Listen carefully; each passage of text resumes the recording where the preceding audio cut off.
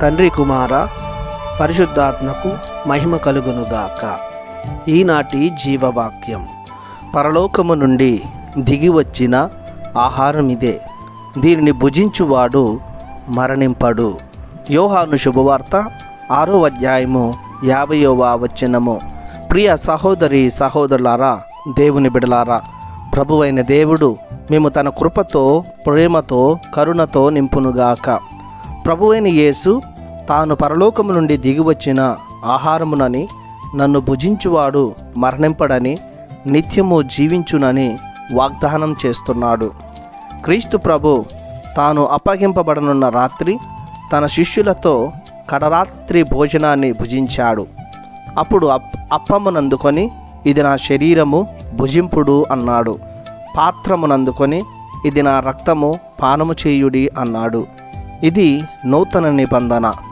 ఈ నిబంధన ప్రకారం క్రీస్తు శరీరాన్ని భుజించి ఆయన రక్తమును పానము చేసేవారు నిత్యము జీవిస్తారు. తాను ఈ లోకానికి జీవమునిచ్చే ఆహారముగా ఉంటున్నాడు. కావున క్రీస్తు ప్రభు తనను తాను పరలోకము నుండి దిగివచ్చిన ఆహారముగా చెప్పుకుంటున్నాడు. పరలోకం నుండి వచ్చిన మన్నాను భుజించిన వారు గతించారు, కానీ క్రీస్తును ఆహారంగా స్వీకరించువాడు మరణించడు. మరణించినను జీవిస్తూనే ఉంటాడు. నిత్య జీవితానికి అర్హులవుతారు. ఈ భోజనం శాశ్వతమైనది, శాశ్వత జీవితానికి నాంది పలుకుతున్నది. ఆదిలో వాక్కుగా ఉన్న క్రీస్తు మానవుడైనాడు. మానవుడైన క్రీస్తు సకల మానవాళి రక్షణార్థం శాశ్వత ఆహారముగా మారాడు. ఆ ఆత్మీయ ఆహారాన్ని భుజించిన వారు తప్పక నిత్యము జీవిస్తారు. పరలోక మాధుర్య విందునకు అర్హులవుతారు.